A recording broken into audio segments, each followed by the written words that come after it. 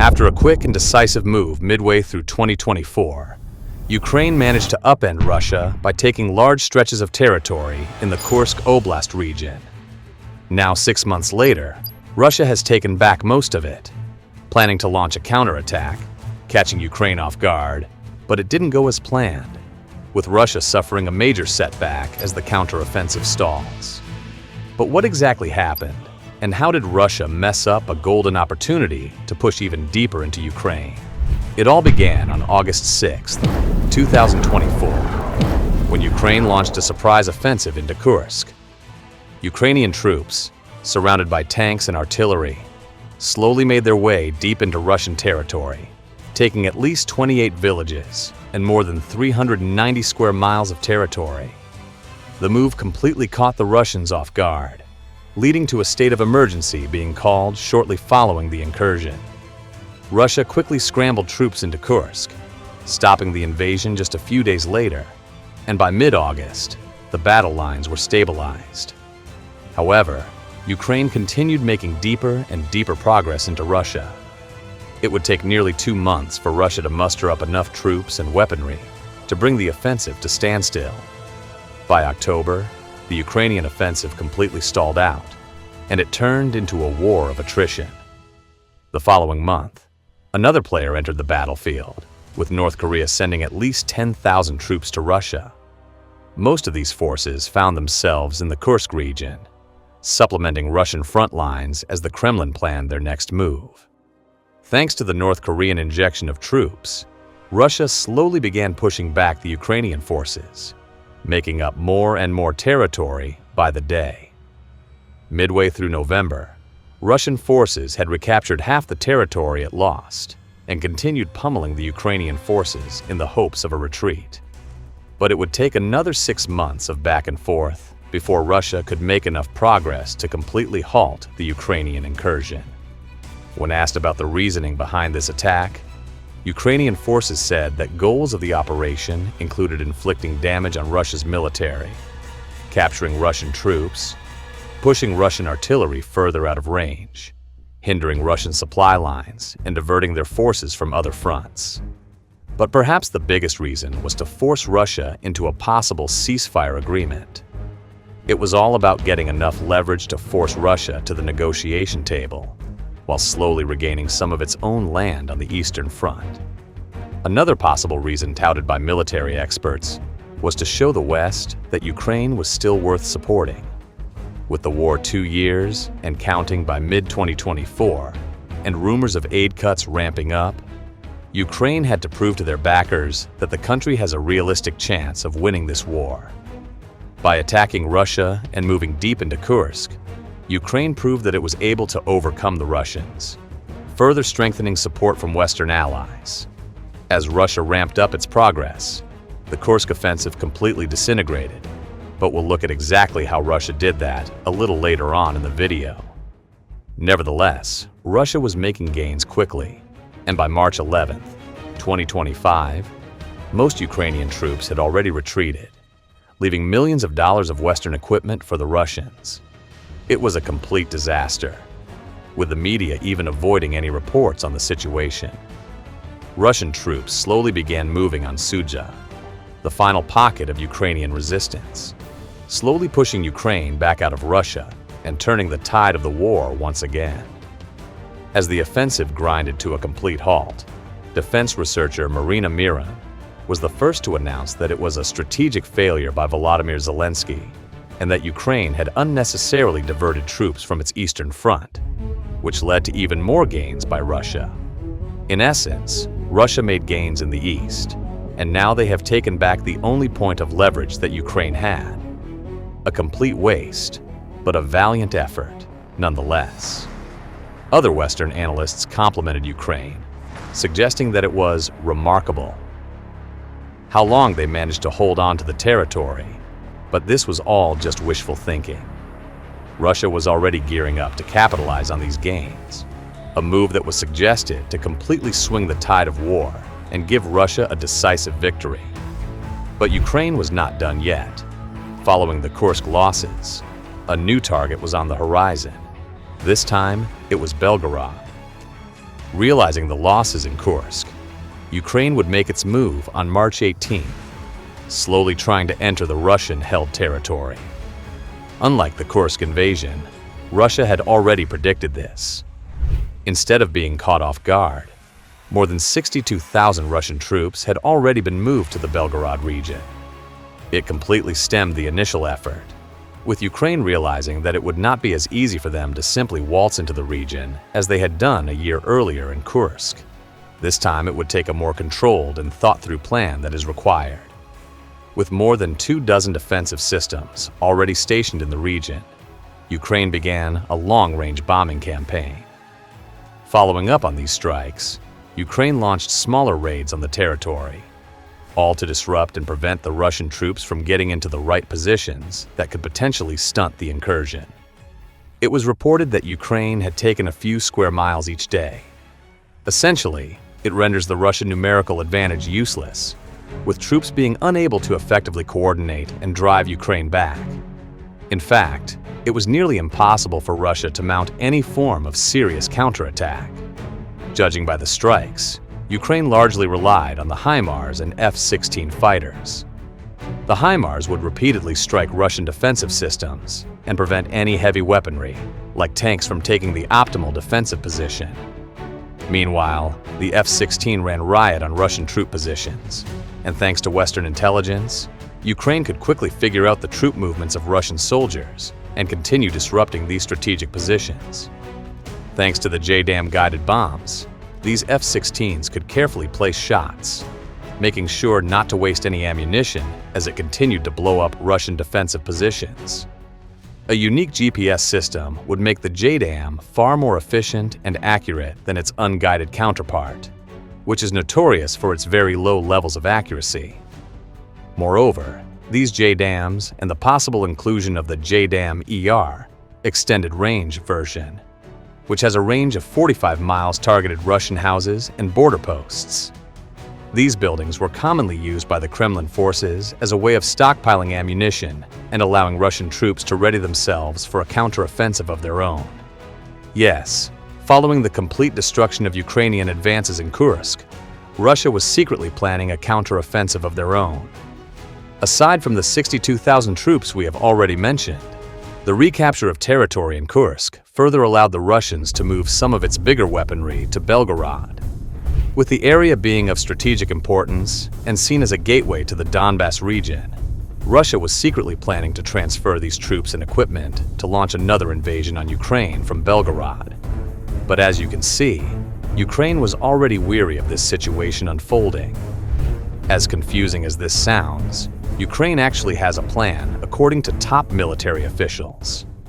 While these attacks might seem random, they stem from 3 years of monitoring Russian military doctrine and finding a unique way to completely overthrow the Russian offensive. Ukrainian officials have said that Russian troops are privy to pre-planned battle plans, and should these plans be disrupted, it could potentially throw the Russian planned invasion into some more turmoil. Well, at least that's what Ukraine believes to be the case. Footage taken from deep inside Russian territory shows how Ukraine completely obliterated a Russian convoy, possibly with the use of the F-16 and these modern JDAM munitions. But this by itself is already a minor victory for Ukraine. You see, both Russia and Ukraine already have heavily entrenched defensive systems. On the Russian side, the S-300 and S-400 batteries have been effective in stemming Ukrainian air control, which makes it even more surprising that an F-16 had the audacity to fly so close to Russian territory and use these shorter-range JDAMs. Essentially, Russia's air defense systems are either offline or they simply do not have any in place. Repeated Ukrainian attacks with the F-16 have proved this. It's a little confidence booster for Ukrainian troops, who have been struggling to get any real victory in recent weeks. Perhaps a lack of air defense equipment could completely change the tide of this war. This makes sense, as following the Kursk invasion, Ukraine continued to launch repeated longer-range strikes on both Kursk and Belgorod, possibly hitting high-value Russian assets like the S-300 and S-400 systems. Given what we now know that assets from Kursk and Belgorod are somewhat interchangeable, It would make a lot of sense that Russia might not have any real form of defense currently in the region, allowing it to focus its attention on clearing out troops and mechanized infantry in the area.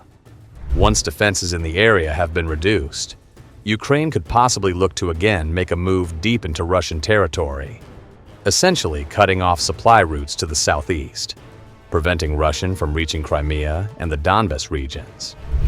It would serve as a kind of roadblock that deters any further Russian movement and leaves large battalions of Russian troops vulnerable. But perhaps there could be another invasion from Ukraine into Russia, begging the question of why. If the first invasion of Kursk has failed, why would it make any sense for Ukrainian troops to launch another offensive on Belgorod, possibly walking the exact same path? Fortunately, there are a few key differences, which means that after stemming a Russian counterattack, Ukraine could possibly launch one of its own and completely devastate Russia. So, why would it be different this time? First of all, we need to look at the terrain. One of the main differences is that Kursk features mostly rolling hills.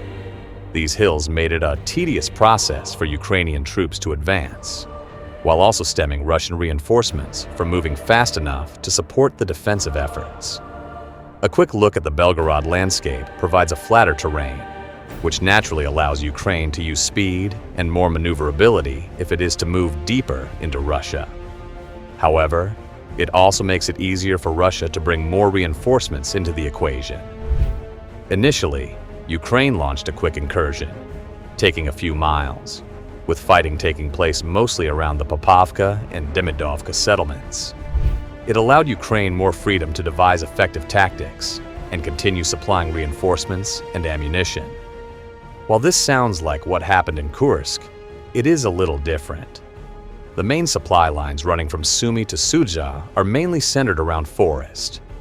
Ukrainian lines must run around these forests through mostly farmland, which sounds like what will be the plan for Belgorod. However, there is only a single line that Ukraine could follow for its supplies, meaning that Russia can quickly focus their defensive efforts on halting Ukrainian reinforcements and supplies. This is not the case in Belgorod. With a few more options, Ukraine can essentially keep the Russians guessing what is coming next. Moreover, dense forests in the Belgorod region are mostly found on the Ukrainian side of the front lines, which provides a natural shield. Due to the density of these forests, Ukraine could choose to move through them, and Russian radar would be absolutely blinded by the attack.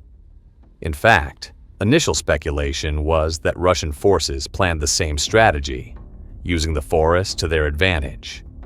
The only big problem is how long it takes. Moving through these forests is not an easy task, especially when using artillery and tanks. It will be completely senseless to destroy this forest, which provides a decent level of cover from anything coming overhead. The April 21st attack proved this, as Russian forces were overwhelmed. Being unable to detect the exact scale of a mounting offensive, Ukraine stationed more weapons and troops in the forest area before making their move, which essentially overpowered many Russian positions. Essentially, the main difference between the Belgorod and Kursk incursions is the fact that Ukrainian troops and weaponry can be hidden much closer to Russian territory. Now, this does sound quite solid from a Ukrainian point of view, but such a tactic does render the use of longer-range munitions a problem. The HIMARS, for instance, needs a lot of open territory if it is to be used effectively. But should Ukraine move these to the flatter areas, with fewer forests, it also brings the Russian glide bombs back into play. These bombs have been highly effective in disrupting the Ukrainian movements, and could potentially do so again. It sounds like a double-edged sword that will likely rely more on troops and mechanized infantry to conduct speedy raids or disrupt Russian troop movements. Furthermore, a better interconnected road system is already in place from Ukraine to Belgorod, which means that supplies will be much easier to get to their intended target. On the other hand, Russian routes stretch deep into the country, but they have one fatal weakness. You see, Russia has been relying a lot on building bridges, which are commonly used by convoys to carry troops and equipment to the front lines. Should Ukraine launch a full-scale attack, destroying the bridges and roads will be essential. Once Russian defenses fall, it will be nearly impossible to send backup to the Belgorod region. But what many forget is the plan behind all of this. These Ukrainian attacks might seem a little senseless unless there is a bigger plan. But fortunately, there is one. With Russia trying to bolster the Donbas region after taking it in 2014, an attack on Belgorod could completely disrupt any supply lines to Donbas. This means that the Ukrainian offensive in the region could be a very sensible next step. Moreover, Ukraine still needs to prove that it holds a significant and even somewhat realistic chance of possibly forcing Russia into a ceasefire deal. But to understand exactly how this worked out, we need to look at how the current back and forth on the southern and eastern borders have been going. В трубе, труба куда ведет? На суджу. Это же ё... Никогда бы не подумал. Former Russian President Dmitry Medvedev said that Ukrainian soldiers in Kursk are almost completely encircled by Russian forces. With the war hanging by a thread, both Russia and Ukraine are unleashing everything to ensure they have leverage at any upcoming peace talks. However, what Russia just did completely caught Zelensky off guard. A secret Kursk offensive, launched by Russia, would aim to completely retake the region, driving Ukraine out of Russian territory and giving Moscow all the cards heading into crucial negotiations. And it seems like it is all about to shift in the favor of the Russian Federation. Located on the southwestern border of Russia is a large swath of land called the Kursk Oblast. The area was once a pivotal territory that would allow Russia to easily deploy troops to the front line. Following the 2024 partial halt in U.S. aid to Ukraine, Russia began making more and more gains, especially along the southern parts of Ukraine. Once Congress approved the delivery of aid, Ukraine had to make a move, something that would prove to its Western allies that the country could still fight. On August 8, 2024, about 1,000 troops of the Ukrainian armed forces would cross the border into Kursk. They were met with many skirmishes involving the Russian border guard, but slowly managed to gain a foothold. Accompanying these troops were battalions of tanks, all being reinforced with armored vehicles.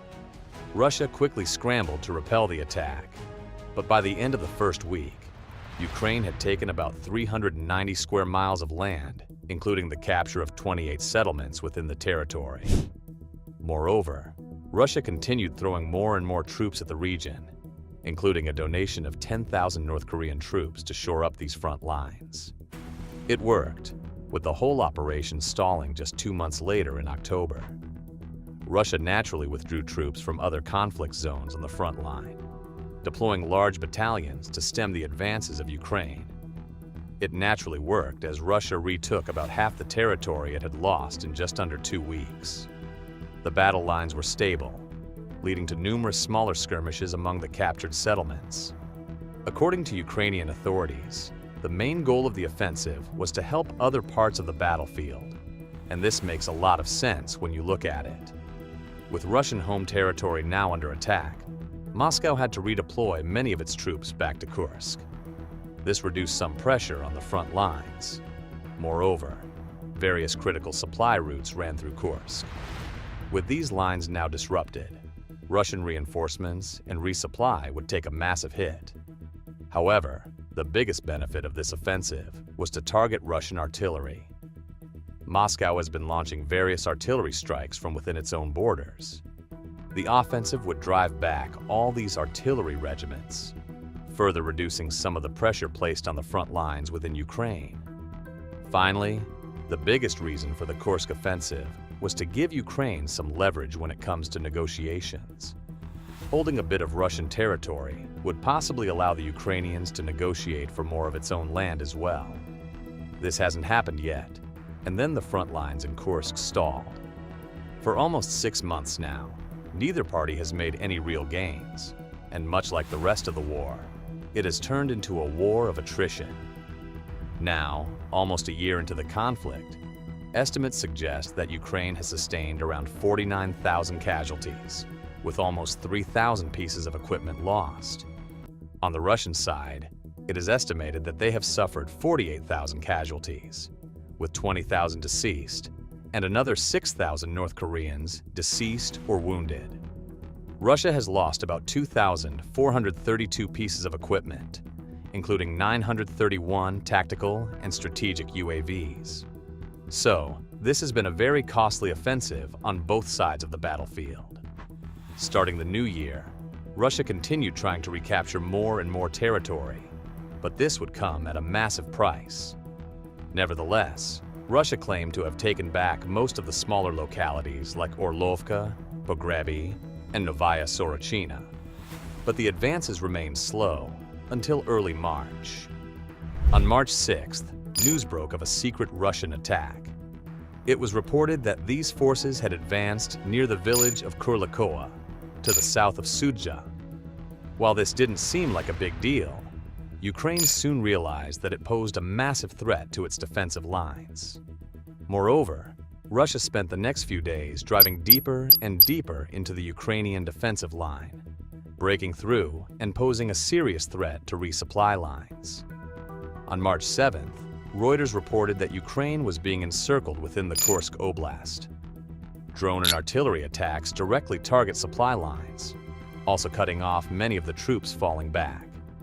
But what is really shocking is the fact that no one truly saw this coming. Just a week ago, at the time of creating this video, Ukraine still had a massive foothold in Kursk, but what they missed was the abandoned Urengoy-Pomory-Uzhgorod pipeline.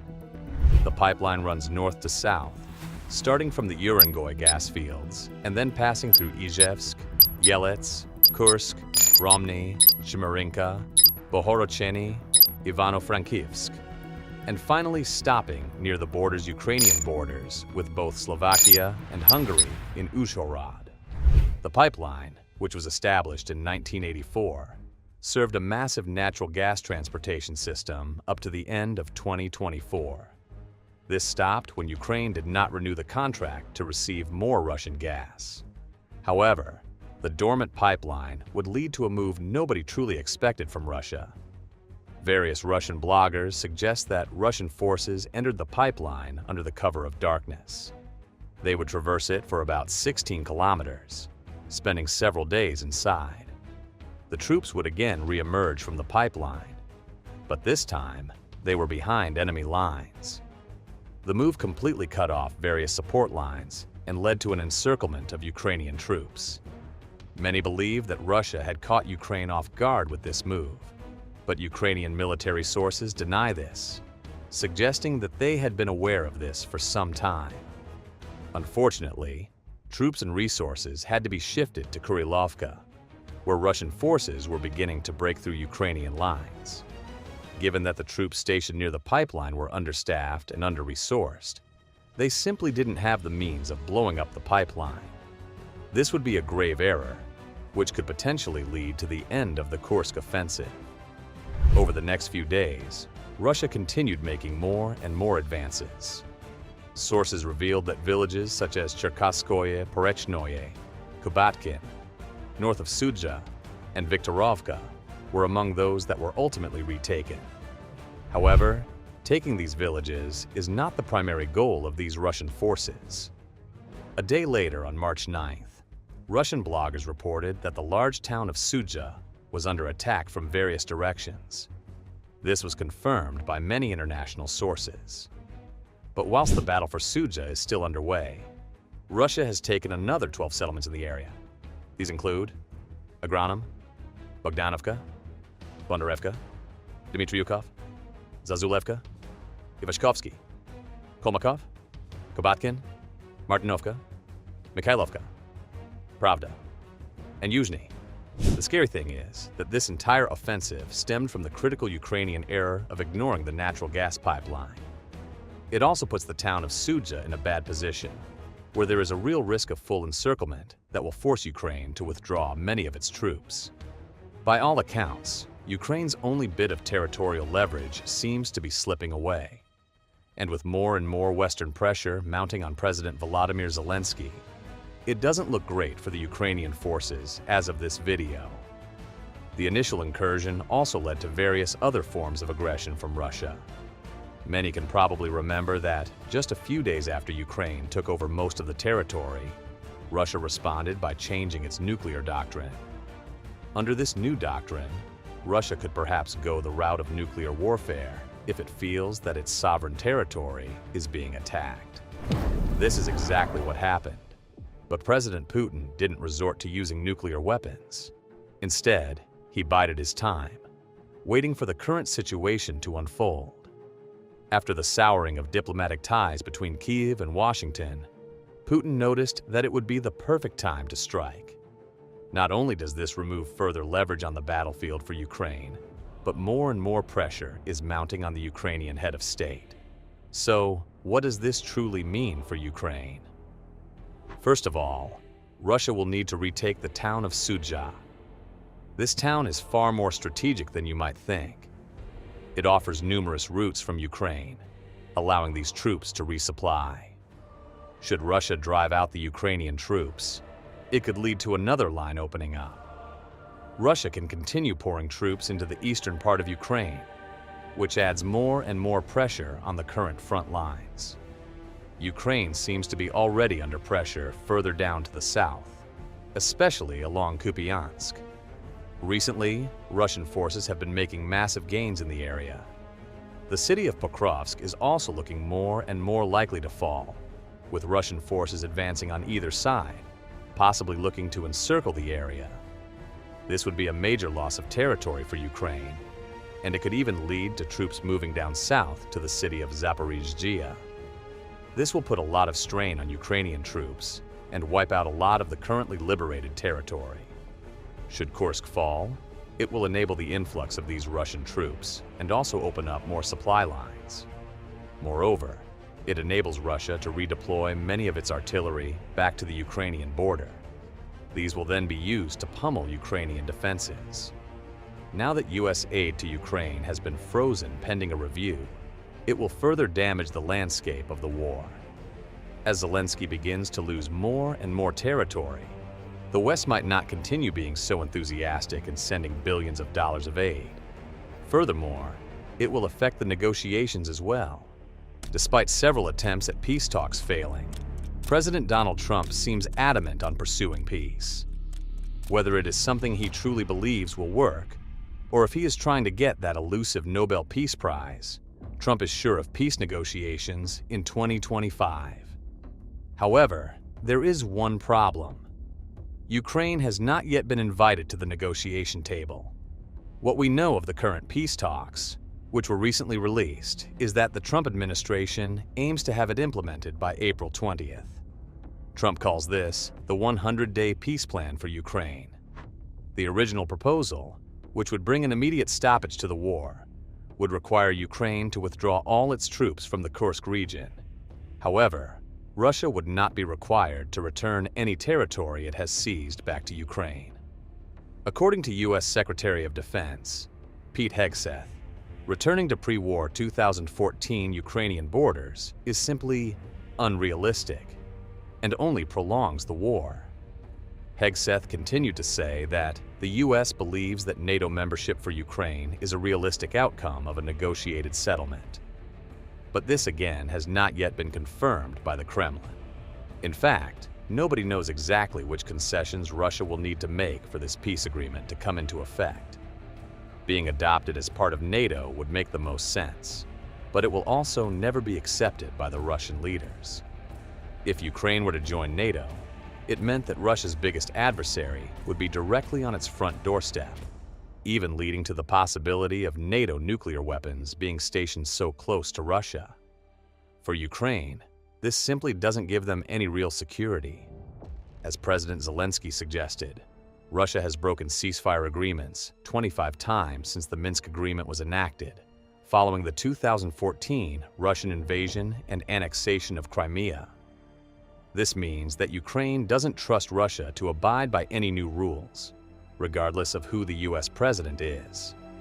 Ukraine had heavily relied on its presence in Kursk as a way of giving it a little bit of leverage when it comes to negotiations.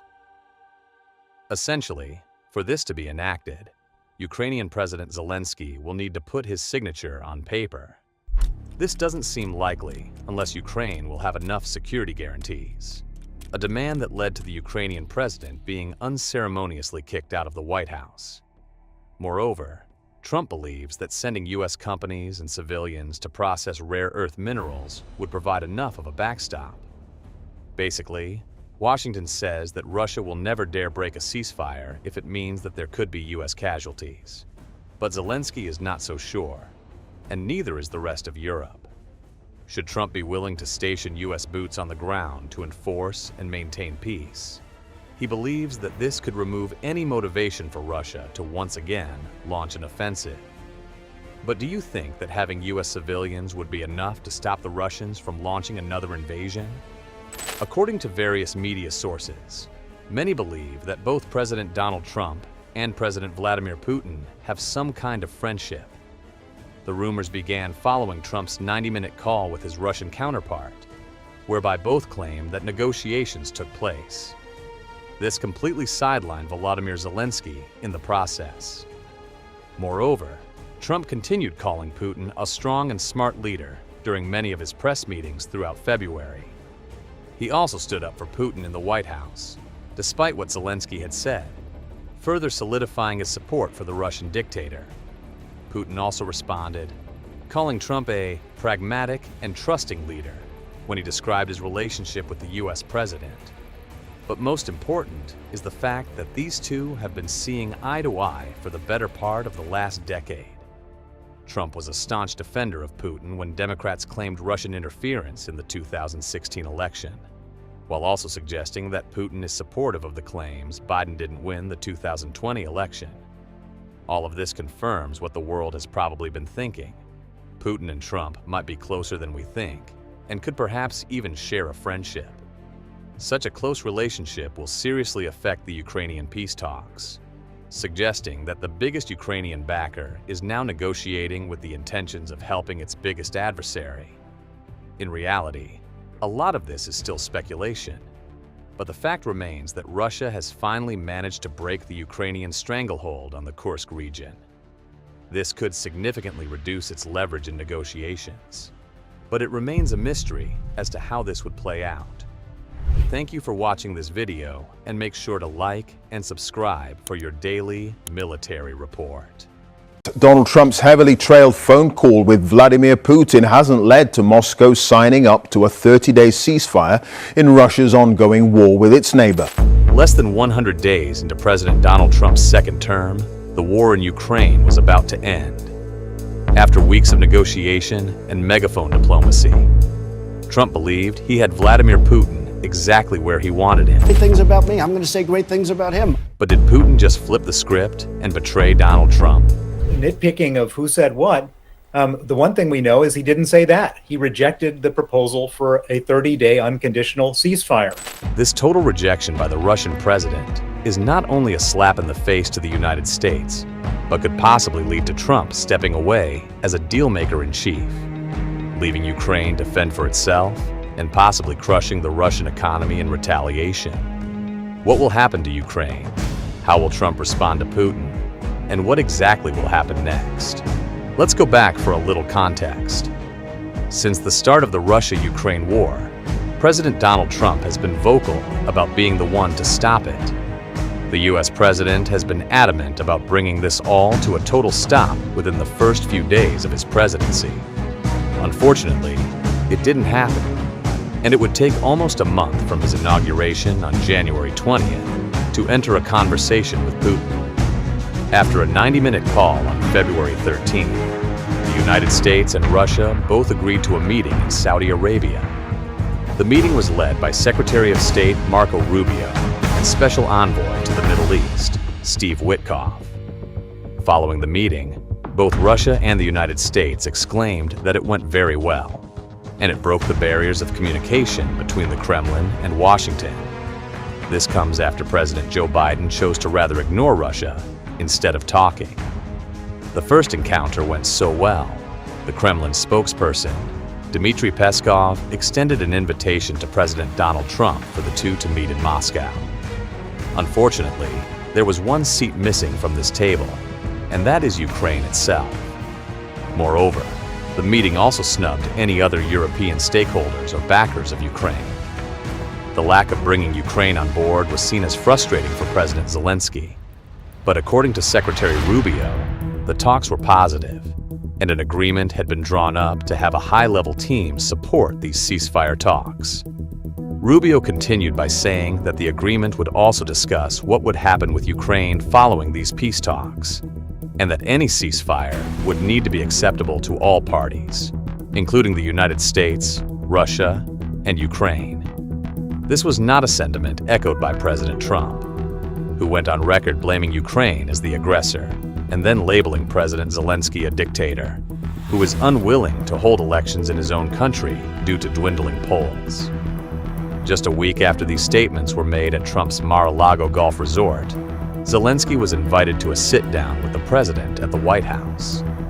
The meeting didn't go as planned, with Trump going as far as chasing Zelensky out of the White House, telling him that he doesn't have any cards. As punishment for Zelensky's disrespect, President Trump immediately paused all aid to Ukraine, which was followed by preventing allies like NATO and the Five Eyes to provide Ukraine with additional intelligence. To add even more fuel to the fire, Trump went on record on March 7th to state that President Trump was being more generous than he had to be, while calling Zelensky the one who is harder to deal with. At this point, it was clear that Donald Trump had chosen a side. He was actively trying to not only woo Russia, but even talked about lifting sanctions and perhaps bringing them back into the G7, formerly G8. It all seemed like a big bromance between the two strongmen, and the two were rather vocal about striking a deal that would be in the best interest of every country. But before Trump's words had a moment to become cold, President Putin took a page from his book as a former KGB agent and completely stabbed his American counterpart in the back. Russian media publication Pravda released a report suggesting that there will be no generosity nor any concessions from Russia for a ceasefire or peace agreement. Moreover, the publication continued suggesting that the Kremlin would reject any form of NATO or Western troops being put on the ground in Ukraine, and this would be another call to arms for the Russian Federation. Speaking at Russia's Defenders of the Fatherland Foundation, President Putin again reiterated that they are not willing to give up any land, which Russia currently deems part of the Russian territory. This means that Russia is not willing to back down in any way when it comes to respecting the sovereign territory of Ukraine. Russian Foreign Minister Sergei Lavrov would echo Putin's statement, saying that there is no room for compromise, and that if troops were to be sent to Ukraine, it is nothing more than a direct official, undisguised NATO participation in the war. Yet, despite Trump calling Zelensky the harder to deal with when it comes to peace negotiations, Russia is certainly not willing to move or budge in any specific way when it comes to this war. Essentially, Russia is unwilling to make any compromises, aside from the full destruction of Ukraine and ensuring NATO never gains a foothold in the country. But as Trump was cozying up to Putin, withdrawing aid, and stopping any form of intelligence to Ukraine, Russia was taking advantage. Less than a day following the comments, President Putin launched a fresh wave of attacks. It all started with intensified strikes on Donetsk and Kharkiv, leading to at least 20 Ukrainian lives being taken. Another strike in the frontline town of Dobropilya left another 11 Ukrainians in fatal condition. And the worst of it was when Ukrainian rescue workers attempted to help these civilians. They were met with another devastating strike. This meant that almost 50 Ukrainians had lost their lives just moments after Donald Trump was utterly deceived by Russian President Vladimir Putin. These actions just ratified the statements by Zelensky of these actions not being the actions of someone who wants to agree to a ceasefire. By all accounts, it is safe to say that President Trump had been fooled and put his trust in the wrong person to bring this war to an end. In retaliation to this, Trump again went to Truth Social, where he stated that he is considering slapping even more banking and economic sanctions on Russia, And this time, the blow would utterly devastate the Russian economy and its people. Unfortunately, this might now be a little too late, with most people already believing that Putin had deceived Trump and managed to pull the wool over his eyes. This basically means that Russia can disregard Donald Trump and now launch even more vicious attacks, which we will look at a bit later during the course of this video. Without any US assistance, Ukraine can only hold on for a few months, with about 6 months being projected. Perhaps this was Putin's plan all along, simply convince Trump to withdraw support from Ukraine, and then follow this up by launching devastating strikes. It might have been the biggest magic trick a president had ever pulled over a counterpart. So, what's next? As of this video, it is extremely hard to discern what course this war is heading toward. Much like Trump had forced the hand of Ukraine by stopping aid, there could be a way for the United States to perhaps put the same kind of pressure on Russia. If we look at what happened during the Biden administration, Russia was given a 60-day waiver for all energy transactions to take place. With the lapse of this, Russia can no longer use and United States-based banking infrastructure. This means that it is increasingly harder for allies of Russia to do business. However, Donald Trump still has a few cards up his sleeve that could potentially ruin the Russian economy once and for all. First of all, the Trump administration is likely to begin with sanctions, and these could potentially cut off Russia's ability to trade with any Western partners. Russia will likely seek to deepen its relations with both India and China as its major export partners. Should this happen, Trump can naturally stop the pause on military and intelligence-driven aid to Ukraine. In fact, he might even add more aid to the mix, sending a vast array of US military equipment to upend the Russian forces on the battlefield. A move like this might further antagonize Russia, but Trump can justify this by talking about the untrustworthiness of President Putin. Finally, the United States can officially try to induct Ukraine into NATO, which will be a massive slap in the face of Putin and the Russian Federation. All of these will combine to not only devastate Russia on the battlefield, but it will certainly have an impact on the everyday Russians. According to Putin, he needs to finish the job of total destruction in Ukraine, fearing a possible retaliation, and believing that Ukraine will eventually rearm itself. Thanks to Russian news sources, we can get a glimpse inside the mind of the Russian president to understand some of his fears. According to these outlets, Putin fears that, should the war end and Russia give up all its territory, it will be for nothing. Hundreds of thousands of fatalities for the Russians over the last 3 years, and they don't have anything to actually show for this. Moreover, Russia has proven in the last decade that it cannot abide by a ceasefire. Russia has invaded Ukraine no fewer than 25 times to break the initial Minsk agreement that was in place. Should the war end now, and Ukraine is not forced to demilitarize, Russia will be unable to launch such an attack again. This means that Ukraine can shore up its own borders and slowly move more toward a Western regime. It will almost certainly destroy one of the last strongholds Russia had when it came to its former Soviet Union. Fortunately, Zelensky has Europe, and Russia clearly doesn't fear Europe in any specific way. However, Ukraine, although it likes Europe and its support, is not totally convinced that it can provide enough to ensure a ceasefire or even a truce holds up.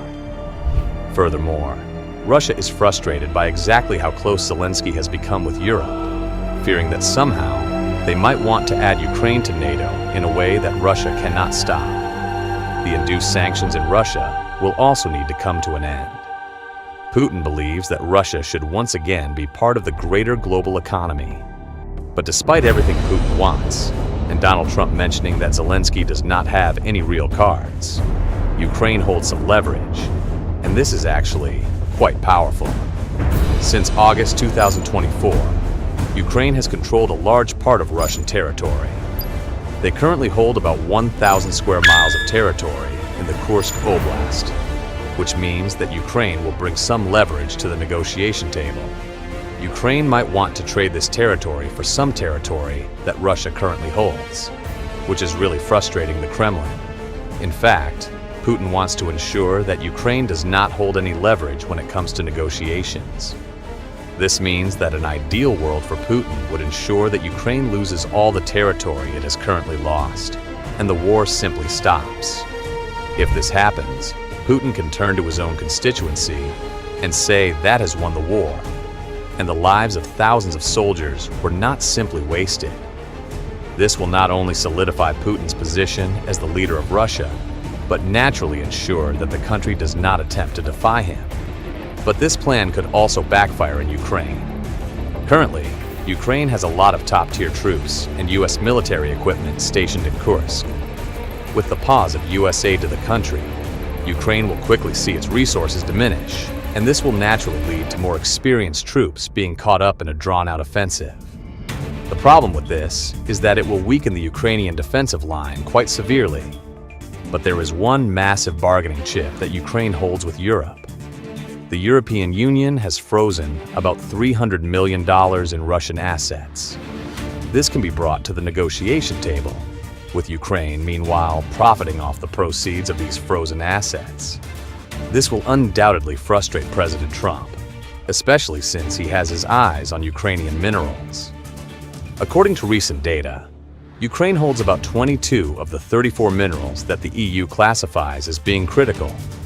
However, many of these resources are located in the regions that Russia currently occupies. President Donald Trump has been eyeing these minerals as the cornerstone of his ceasefire proposal.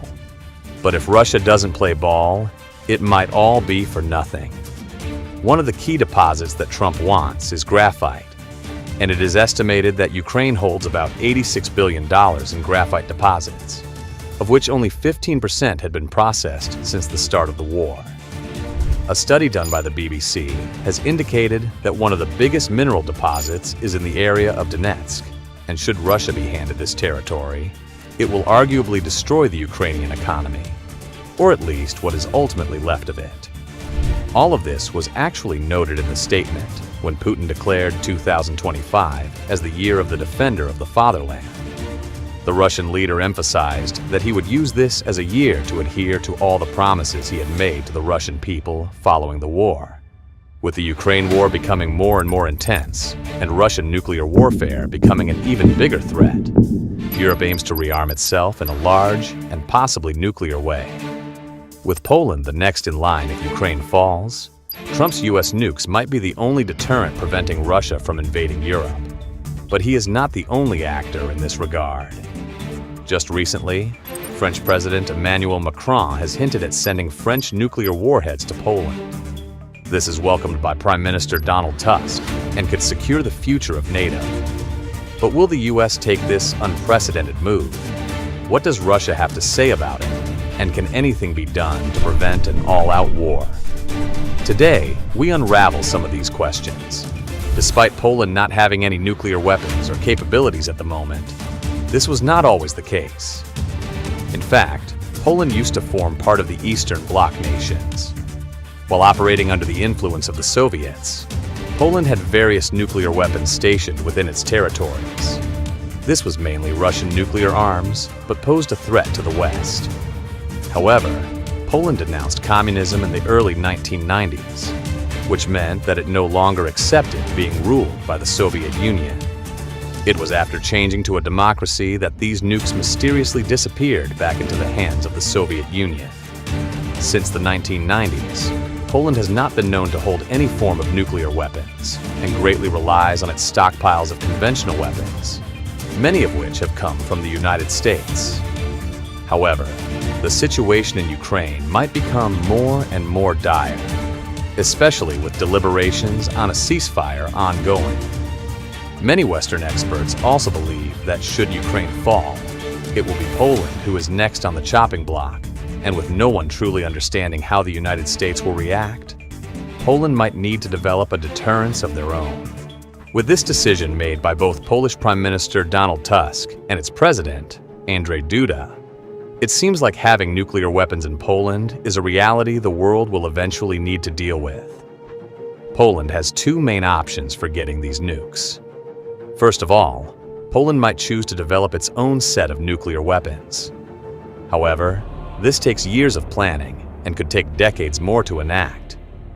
The problem is that Poland might not have decades to finally develop its own deterrence program.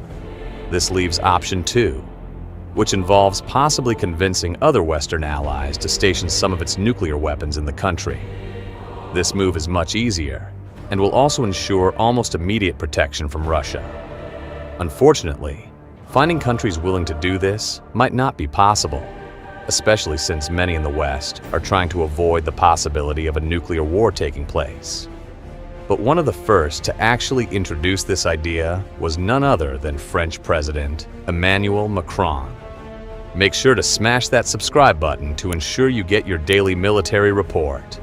On March 6, 2025, French President Emmanuel Macron went on record to talk about the possibility of Europe using the French nuclear deterrence as a way of discouraging Russia's aggression. The move was largely praised in the Baltic nations, but also welcomed by Duda himself. Russia was not as keen, labeling the move extremely confrontational, which could indicate its willingness to go to war to prevent this from happening.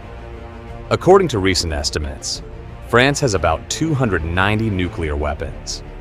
This is the second largest stockpile in NATO, only trailing the United States. France used to have 3 methods of delivering nuclear warheads. Unfortunately, the French disposed of the first, which used to be land-based. The IRBM base Ariane 200 Apt Saint-Christol was the largest in its arsenal, with shorter missiles like the Pluton and Hades being disbanded. Nowadays, France relies heavily on its air-based nuclear weapons. First is the 54 ASMPA medium-range air-to-ground missiles with the TNA, airborne nuclear warhead, which is often deployed on the new Dassault Rafale B. This new 4.5 generation fighter had replaced the previous Dassault Mirage 2000N. The aircraft carrier Charles de Gaulle is largely responsible for carrying the Dassault Rafale M, which is a naval version operated on the aircraft carrier. These aircraft can comfortably carry its ordnance, which should be enough to deliver an absolutely devastating strike on its opponents. The second method of delivering this ordnance is via the 6 nuclear-powered ballistic missile submarines, SSBNs. However, France only operates 4 Triomphant-class submarines at the time of this video. The French Navy deployed one of these to always lurk beneath the waves. 2 more are always on standby, with the 4th actively remaining in service. However, this changed in 2022, when the French Navy deployed a second at the same time Russia launched its needless invasion of Ukraine. Perhaps this was a coincidence? Nevertheless, each of these submarines is armed with 16 M51 SLBMs. This means that a single French nuclear submarine has enough firepower to destroy Europe if it needs to. By counting all these numbers, we find that at any time, France has around 118 nuclear warheads ready to be deployed, which leaves more than 50% of its remaining nuclear weapons just on standby. France could theoretically use these as a way of creating a nuclear umbrella that would possibly include Poland. For now, Poland operates the F-16, with about 36 of the F-16C variants being used as a multi-role fighter. This is backed up by 6 F-35 Lightning II aircraft, which should have the capability of actually carrying these nuclear warheads. They will need to be reconfigured, or the Polish will need to consider buying the Dassault Rafale B.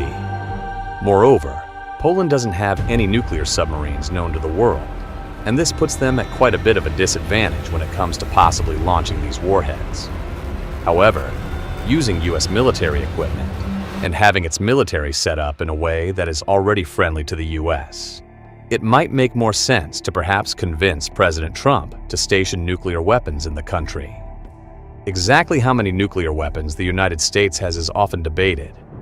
Recent reports suggest that the number is likely to be around 3,700 nuclear warheads, which should make sense that the United States has a few more to spare.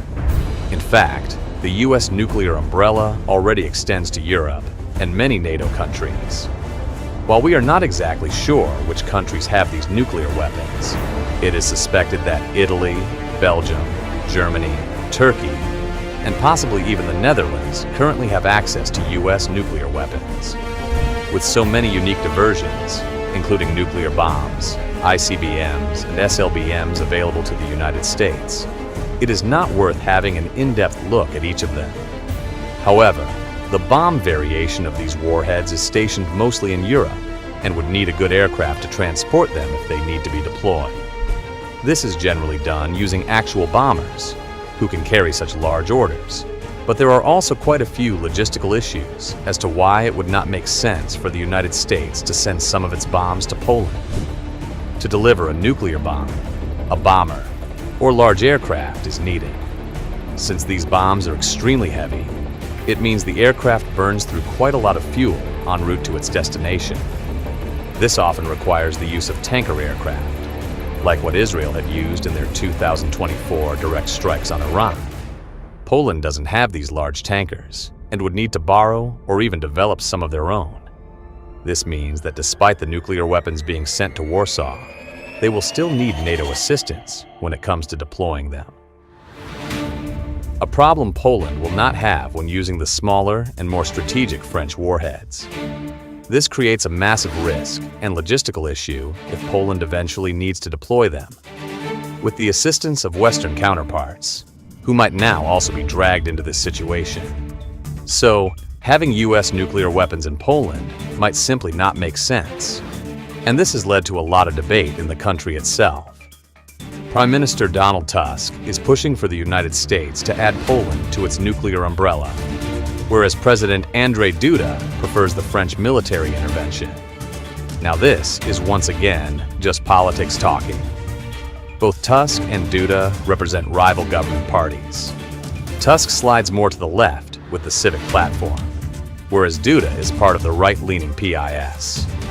Nevertheless, both of them are advocating for the same thing, and this is that Poland needs to have nuclear protection if they are to potentially avert a Russian invasion. But will it work? Ukraine used to be a part of the Soviet Union from 1922 till its fall in 1991. During this time, Russia had stationed various nuclear weapons in the country. However, Ukraine was forced to give up its arsenal to Russia following deliberation and a deal in the mid-1990s. Under the deal, Ukraine was given securities from both the United States and Russia. But this only lasted about 20 years, before Russia unceremoniously invaded Crimea, which used to be part of Ukraine's sovereign territory. Following the Minsk agreements, Russia once again offered securities to Ukraine, and a ceasefire was called. However, President Volodymyr Zelensky claims that President Putin has violated this agreement no less than 25 times in the 8 years leading up to the full-scale invasion in 2022. Perhaps, if Ukraine had a few nuclear weapons at its disposal, Russia might have thought twice before making this move, which would have served as nuclear deterrence. Moreover, recent history has proven to us that nuclear deterrence is a real thing and not just a word thrown around. We only need to look at North Korea. It was first revealed in 2002 that North Korea had some form of nuclear weapons. They only did their first modern test in 2006, but at that time, the United States already expected that North Korea might have nuclear weapons. Since this admission, the world has ridiculed Pyongyang. However, the North Koreans, under the leadership of their supreme leader Kim Jong-un, have continued violating various international agreements. The West is yet to respond to any of these in earnest. The main reason for this lack of action is the fear of North Korea actually setting off one of these weapons. It currently has the capacity to not only strike its southern neighbors in Seoul, but could reach as far as Tokyo in Japan. This has naturally created quite a large threat to the world, in which North Korea is now the one calling the shots. But what it proves is the power of nuclear deterrence. Even the biggest nations in the world fear what Kim Jong-un is willing to do when pushed into a corner, and this is why nothing more than a few strong words are often used when North Korea pursues its nuclear endeavors. It also makes a very strong argument that had Ukraine been under the nuclear umbrella of its Western allies, the war would have been averted. At least, that is what Donald Tusk believes to be the truth about the situation. But there is even more motivation for Poland to request these weapons. Poland currently borders 7 other countries, but it is only 3 that currently pose a threat. To the east, the country borders both Belarus and Russia, while being directly on the western border of Ukraine. The Polish nation has even more reason to make these requests to its NATO allies, especially following the November 2022 explosion within its own borders. It was revealed that the explosion emanated from some kind of military weapon, but Russia claims that it was merely shrapnel from a Russian weapon that had already been shot down. Nevertheless, it does prove that Poland might need nuclear weapons. Let's say, for instance, the next one lands in Poland again. The country will not have anything noteworthy to retaliate with, and this will again show the country as being weak in the eyes of Russian President Vladimir Putin. So, the question remains of whether or not anyone is willing to send Ukraine nukes. As speculative as this might be, there is an actual possibility that Poland could receive nuclear weapons. However, this will be more than likely a European endeavor, with the United States currently not willing to continue assisting various countries. One thing is for sure, and that is the fact that the United States currently has a large contingent of troops that is stationed in Poland. Many other NATO countries also have a couple of troops in the vicinity, and this does present a natural deterrence. With French President Macron publicly talking about a nuclear umbrella for Europe, it is very possible that Poland might receive some of the aerial nuclear weapons. But this again presents the challenge of mounting them. As mentioned earlier, Poland does not have the Dassault Rafale or any variation thereof in their fleet of military aircraft. But what is often forgotten about is NATO Article 5, which states that an attack on one is an attack on all. This means that should Poland ever get invaded by Russia, the NATO countries will naturally be forced to respond. This does include the United States, but relying on the Trump administration has also become quite hard for Europe. One guarantee is the fact that Europe will almost certainly stand up for Poland, which again ensures that the country has some form of nuclear backing. However, the current progress made in discussions between Kyiv, Moscow, and Washington means that this war might be ending abruptly. If it does end, and Ukraine receives various security guarantees, it will provide a natural buffer for Poland to the east. So, how will Russia react? First of all, Russia immediately reacted by calling the move extremely confrontational. Should more nuclear weapons be spread across Europe, it puts Russia at a massive disadvantage. This would almost certainly lead to an escalation in the current Ukraine situation. In fact, Russia would use this as a way of not agreeing to a deal. Moreover, Russia might also see this as an aggressive move, since many of these countries were once part of the Soviet Union, all forming the Iron Curtain that naturally protected the Soviets from Western aggression. Another crucial element to this discussion is President Donald Trump. Trump is currently cozying up to President Putin, or at least, he is trying to make deals that could bring Russia back into the G8, now G7. If Trump does not want to antagonize Russia further, he might refuse to assist in protecting Poland. He could use the US influence in countries like NATO to perhaps even dissuade France from sending nuclear weapons to member states. However, it remains to be seen whether Donald Trump is merely seeking a peace prize in minerals, and he is only using diplomacy as a way of getting Putin to agree to these deals. But judging from Democrat rhetoric out of Washington, they believe that President Trump is trying to align himself with Russia, something the US leader has denied, saying he is acting in the best interest of the world. So, it doesn't take a genius to figure out that Europe is rearming itself and completely fears potential Russian aggression in the future. However, not all stakeholders are on board, and many of these countries, who don't agree, have a lot of influence in NATO itself. If you believe Poland should get nuclear weapons, let us know in the comments below. Make sure to smash that like button and subscribe to our channel for your military report. If this deterrent doesn't work as it should, Zelensky will have nowhere to hide, especially with US pressure mounting. But how is it mounting? В трубе, Труба куда ведет? На суджу. Это же Никогда бы не подумал. Former Russian President Dmitry Medvedev said that Ukrainian soldiers in Kursk are almost completely encircled by Russian forces. With the war hanging by a thread, both Russia and Ukraine are unleashing everything to ensure they have leverage at any upcoming peace talks. However, what Russia just did completely caught Zelensky off guard.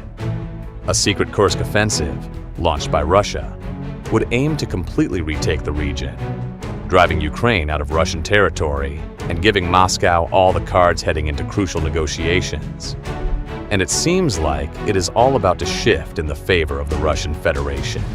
Located on the southwestern border of Russia is a large swath of land called the Kursk Oblast. The area was once a pivotal territory that would allow Russia to easily deploy troops to the front line. Following the 2024 partial halt in U.S. aid to Ukraine, Russia began making more and more gains, especially along the southern parts of Ukraine. Once Congress approved the delivery of aid, Ukraine had to make a move, something that would prove to its Western allies that the country could still fight. On August 8, 2024, about 1,000 troops of the Ukrainian armed forces would cross the border into Kursk. They were met with many skirmishes involving the Russian border guard, but slowly managed to gain a foothold. Accompanying these troops were battalions of tanks, all being reinforced with armored vehicles. Russia quickly scrambled to repel the attack, but by the end of the first week, Ukraine had taken about 390 square miles of land, including the capture of 28 settlements within the territory. Moreover, Russia continued throwing more and more troops at the region, including a donation of 10,000 North Korean troops to shore up these front lines. It worked, with the whole operation stalling just 2 months later in October. Russia naturally withdrew troops from other conflict zones on the front line, deploying large battalions to stem the advances of Ukraine. It naturally worked as Russia retook about half the territory it had lost in just under 2 weeks. The battle lines were stable, leading to numerous smaller skirmishes among the captured settlements. According to Ukrainian authorities, the main goal of the offensive was to help other parts of the battlefield, and this makes a lot of sense when you look at it. With Russian home territory now under attack, Moscow had to redeploy many of its troops back to Kursk. This reduced some pressure on the front lines. Moreover, various critical supply routes ran through Kursk. With these lines now disrupted, Russian reinforcements and resupply would take a massive hit. However, the biggest benefit of this offensive was to target Russian artillery. Moscow has been launching various artillery strikes from within its own borders. The offensive would drive back all these artillery regiments, further reducing some of the pressure placed on the front lines within Ukraine. Finally, the biggest reason for the Kursk offensive was to give Ukraine some leverage when it comes to negotiations. Holding a bit of Russian territory would possibly allow the Ukrainians to negotiate for more of its own land as well. This hasn't happened yet, and then the front lines in Kursk stalled. For almost 6 months now, neither party has made any real gains, and much like the rest of the war, it has turned into a war of attrition. Now, almost a year into the conflict, estimates suggest that Ukraine has sustained around 49,000 casualties, with almost 3,000 pieces of equipment lost. On the Russian side, it is estimated that they have suffered 48,000 casualties, with 20,000 deceased, and another 6,000 North Koreans deceased or wounded. Russia has lost about 2,432 pieces of equipment, including 931 tactical and strategic UAVs. So, this has been a very costly offensive on both sides of the battlefield. Starting the new year, Russia continued trying to recapture more and more territory, but this would come at a massive price. Nevertheless, Russia claimed to have taken back most of the smaller localities like Orlovka, Pogrebi, and Novaya Sorochina, but the advances remained slow until early March. On March 6th, news broke of a secret Russian attack. It was reported that these forces had advanced near the village of Kurlakoa, to the south of Sudzha. While this didn't seem like a big deal, Ukraine soon realized that it posed a massive threat to its defensive lines. Moreover, Russia spent the next few days driving deeper and deeper into the Ukrainian defensive line, breaking through and posing a serious threat to resupply lines. On March 7th, Reuters reported that Ukraine was being encircled within the Kursk Oblast. Drone and artillery attacks directly target supply lines, also cutting off many of the troops falling back. But what is really shocking is the fact that no one truly saw this coming. Just a week ago, at the time of creating this video, Ukraine still had a massive foothold in Kursk. But what they missed was the abandoned Urengoy-Pomory-Uzhgorod pipeline. The pipeline runs north to south, starting from the Urengoy gas fields and then passing through Izhevsk, Yelets, Kursk, Romny, Chmyrinka, Bohorocheny, Ivano-Frankivsk, and finally stopping near the Ukrainian borders with both Slovakia and Hungary in Uzhhorod. The pipeline, which was established in 1984, served a massive natural gas transportation system up to the end of 2024. This stopped when Ukraine did not renew the contract to receive more Russian gas. However, the dormant pipeline would lead to a move nobody truly expected from Russia. Various Russian bloggers suggest that Russian forces entered the pipeline under the cover of darkness. They would traverse it for about 16 kilometers, spending several days inside. The troops would again re-emerge from the pipeline, but this time they were behind enemy lines. The move completely cut off various support lines and led to an encirclement of Ukrainian troops. Many believe that Russia had caught Ukraine off guard with this move, but Ukrainian military sources deny this, suggesting that they had been aware of this for some time. Unfortunately, troops and resources had to be shifted to Kurilovka, where Russian forces were beginning to break through Ukrainian lines. Given that the troops stationed near the pipeline were understaffed and under-resourced, they simply didn't have the means of blowing up the pipeline. This would be a grave error, which could potentially lead to the end of the Kursk offensive. Over the next few days, Russia continued making more and more advances. Sources revealed that villages such as Cherkasskoye, Porechnoye, Kubatkin, north of Sudzha, and Viktorovka were among those that were ultimately retaken. However, taking these villages is not the primary goal of these Russian forces. A day later, on March 9th, Russian bloggers reported that the large town of Sudzha was under attack from various directions. This was confirmed by many international sources. But whilst the battle for Sudzha is still underway, Russia has taken another 12 settlements in the area. These include Agranom, Bogdanovka, Bondarevka, Dmitriukov, Zazulevka, Ivashkovsky, Kolmakov, Kubatkin, Martinovka, Mikhailovka, Pravda, and Yuzhny. The scary thing is that this entire offensive stemmed from the critical Ukrainian error of ignoring the natural gas pipeline. It also puts the town of Sudzha in a bad position, where there is a real risk of full encirclement that will force Ukraine to withdraw many of its troops. By all accounts, Ukraine's only bit of territorial leverage seems to be slipping away. And with more and more Western pressure mounting on President Volodymyr Zelensky, it doesn't look great for the Ukrainian forces as of this video. The initial incursion also led to various other forms of aggression from Russia. Many can probably remember that just a few days after Ukraine took over most of the territory, Russia responded by changing its nuclear doctrine. Under this new doctrine, Russia could perhaps go the route of nuclear warfare if it feels that its sovereign territory is being attacked. This is exactly what happened. But President Putin didn't resort to using nuclear weapons. Instead, he bided his time, waiting for the current situation to unfold. After the souring of diplomatic ties between Kyiv and Washington, Putin noticed that it would be the perfect time to strike. Not only does this remove further leverage on the battlefield for Ukraine, but more and more pressure is mounting on the Ukrainian head of state. So, what does this truly mean for Ukraine? First of all, Russia will need to retake the town of Sudzha. This town is far more strategic than you might think. It offers numerous routes from Ukraine, allowing these troops to resupply.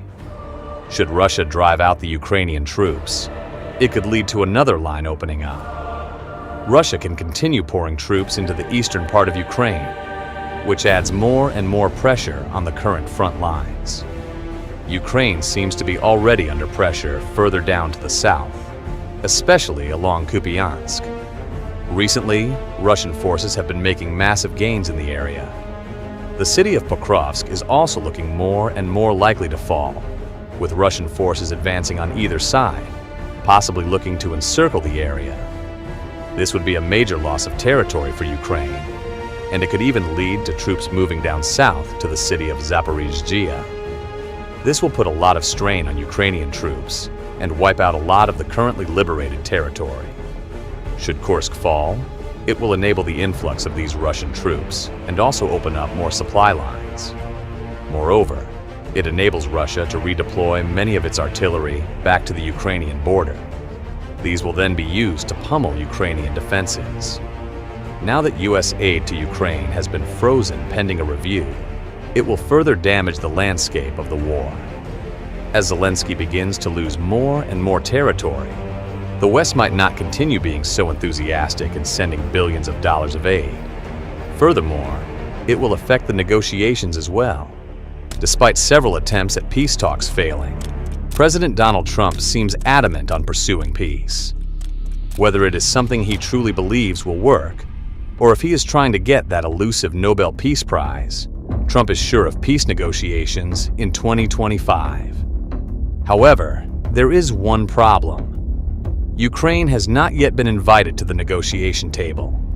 What we know of the current peace talks, which were recently released, is that the Trump administration aims to have it implemented by April 20th. Trump calls this the 100-day peace plan for Ukraine. The original proposal, which would bring an immediate stoppage to the war, would require Ukraine to withdraw all its troops from the Kursk region. However, Russia would not be required to return any territory it has seized back to Ukraine. According to U.S. Secretary of Defense Pete Hegseth, returning to pre-war 2014 Ukrainian borders is simply unrealistic and only prolongs the war. Hegseth continued to say that the U.S. believes that NATO membership for Ukraine is a realistic outcome of a negotiated settlement. But this again has not yet been confirmed by the Kremlin. In fact, nobody knows exactly which concessions Russia will need to make for this peace agreement to come into effect. Being adopted as part of NATO would make the most sense, but it will also never be accepted by the Russian leaders. If Ukraine were to join NATO, it meant that Russia's biggest adversary would be directly on its front doorstep, even leading to the possibility of NATO nuclear weapons being stationed so close to Russia. For Ukraine, this simply doesn't give them any real security. As President Zelensky suggested, Russia has broken ceasefire agreements 25 times since the Minsk Agreement was enacted, following the 2014 Russian invasion and annexation of Crimea. This means that Ukraine doesn't trust Russia to abide by any new rules, regardless of who the U.S. president is. Ukraine had heavily relied on its presence in Kursk as a way of giving it a little bit of leverage when it comes to negotiations. Essentially, for this to be enacted, Ukrainian President Zelensky will need to put his signature on paper. This doesn't seem likely unless Ukraine will have enough security guarantees, a demand that led to the Ukrainian president being unceremoniously kicked out of the White House. Moreover, Trump believes that sending U.S. companies and civilians to process rare earth minerals would provide enough of a backstop. Basically, Washington says that Russia will never dare break a ceasefire if it means that there could be U.S. casualties. But Zelensky is not so sure, and neither is the rest of Europe. Should Trump be willing to station U.S. boots on the ground to enforce and maintain peace, he believes that this could remove any motivation for Russia to once again launch an offensive. But do you think that having U.S. civilians would be enough to stop the Russians from launching another invasion? According to various media sources, many believe that both President Donald Trump and President Vladimir Putin have some kind of friendship. The rumors began following Trump's 90-minute call with his Russian counterpart, whereby both claimed that negotiations took place. This completely sidelined Volodymyr Zelensky in the process. Moreover, Trump continued calling Putin a strong and smart leader during many of his press meetings throughout February. He also stood up for Putin in the White House, despite what Zelensky had said, further solidifying his support for the Russian dictator. Putin also responded, calling Trump a pragmatic and trusting leader when he described his relationship with the U.S. president. But most important is the fact that these two have been seeing eye to eye for the better part of the last decade. Trump was a staunch defender of Putin when Democrats claimed Russian interference in the 2016 election, while also suggesting that Putin is supportive of the claims Biden didn't win the 2020 election. All of this confirms what the world has probably been thinking. Putin and Trump might be closer than we think, and could perhaps even share a friendship. Such a close relationship will seriously affect the Ukrainian peace talks, suggesting that the biggest Ukrainian backer is now negotiating with the intentions of helping its biggest adversary. In reality, a lot of this is still speculation, but the fact remains that Russia has finally managed to break the Ukrainian stranglehold on the Kursk region. This could significantly reduce its leverage in negotiations, but it remains a mystery as to how this would play out. Should all of this actually happen, and there could be some ceasefire talks, it might be possible for the war to come to an end. However, what will such a peace agreement look like?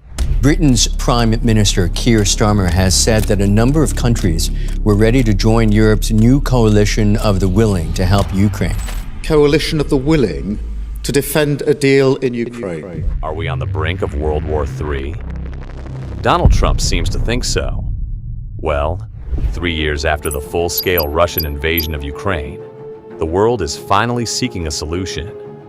But not just any solution, one that will perhaps grant Ukraine full independence while ensuring the safety and security of its people. But with no such agreement reached in Washington over the weekend, Ukraine has turned to its allies in Europe. And now, British Prime Minister Keir Starmer seems to have the answers. A new way of ensuring Ukrainian security, but at what risk? Perhaps the risk of the infamous British Eurofighter Typhoon FGR-4. But will it work? And what does the U.S. have to say about this possible provocative move on the backdrop of the 3rd anniversary of the Russian invasion of Ukraine? A light can finally be seen at the end of the tunnel. But this might not be the kind of peace Ukraine is seeking. February 12, 2025, marked an historic day, and the first time since the war that a U.S. president would directly communicate with President Putin. This time, it was U.S. President Donald Trump, and according to his team, the call lasted about 1.5 hours. But this 90-minute call would have far bigger ramifications for the war than any other call had before. President Trump explained the call by mentioning the wide variety of topics the two had discussed. According to his Truth Social statement, the call covered everything, including AI, the Middle East situation, energy, the US dollar, and most importantly, the situation in Ukraine. But this was the moment the US's demeanor toward Ukraine changed. Trump would lash out at Ukrainian President Volodymyr Zelensky on various occasions following the call, which includes calling the Ukrainian president a dictator on numerous occasions. It was clear Trump had shifted his priorities. Instead of protecting Ukraine, Trump wanted to find a way for the U.S. to get out of funding the war or striking a deal. Moreover, the day after the call, the markets had already reacted. The Moscow Exchange, or MOX, rose by over 6%, while the RTS index further rose by another 6%. Both clearly indicated that the call between Putin and Trump was positive for both parties. But this is not all. So, make sure to like and subscribe to our channel. Turn on the notification bell and make sure you stay informed. According to the Trump administration, plans are already in the works for the two presidents to meet. Saudi Arabia would make the most sense, with its crown prince, Mohammed bin Salman, having great relations with both parties. In fact, the phone call set off a major chain of events. Less than a week later, a meeting was called in Saudi Arabia. On the U.S. side was Secretary of State Marco Rubio, National Security Advisor Mike Waltz, and in a somewhat unknown capacity, Steve Witkoff. Representing Russia was Foreign Minister Sergei Lavrov and Foreign Policy Advisor Yuri Ushakov. The main topic of conversation? A ceasefire between Russia and Ukraine. But what shocked the world was the fact that neither Ukraine nor any representative of the EU was invited. In fact, Russia and the US possibly discussed the future of Ukraine, with no stakeholders present. So, the EU kicked into action, trying to find their own way to bring a ceasefire to the war. An emergency summit was called in Paris, seeking a new way to punish Russia. But what was the answer? Well, sanctions. In a very predictable move, the EU imposed their 16th round of sanctions on the Russian Federation. This move would target virtually every possible stream of revenue the Russian government had from Europe. But a quick look at the history of sanctions to Russia doesn't prove to be effective. Despite it being highly effective during the first years of the war, now it has diminishing effects. Following the first few rounds of sanctions, inflation skyrocketed from 6.8% to a whopping 13.8%, and GDP fell between 3 and 4%. Despite what the media tells you about these sanctions not being effective, many did wonders, but the large majority didn't have such a drastic effect on the Russian economy. Russia would quickly establish partnerships with the likes of China, Iran, and India in a bid to continue trading. Nevertheless, the Russian economy is still struggling, with inflation at 9.9% and interest rates over 20% to combat this inflationary problem. On top of these sanctions, various European countries also vowed continuous military support to Russia, including the big question of how Ukraine will remain secure when a ceasefire is finally agreed to. One such suggestion is the deployment of the British Eurofighter Typhoon, a 4.5 generation, multi-role fighter that will be tasked with policing the air around the Ukrainian border. On top of that, Prime Minister Starmer have suggested British boots on the ground. The idea is that these boots on the ground would serve as a deterrence to Russian soldiers. Many expect that much like the Minsk Agreement. Following the 2014 Russian invasion of Ukraine, Russia might again try to violate a ceasefire. Having European troops on the ground, along with the coveted Eurofighters, would significantly deter the Russians. Well, that is the thought of Keir Starmer. He also exclaimed the need for a U.S. backstop, or at least some kind of security guarantee that would further deter Russia. According to Starmer, the UK and other European members would increase military production, including a recent announcement of building more than 5,000 air defense missiles to be delivered to Ukraine over the next few years. Interestingly, the UK has also cut its aid budget from 0.5% to 0.3% of its GDP. This will now be moved to increasing its defense budget. Starmer believes it should be around 2% of total GDP by 2027. But there is a problem.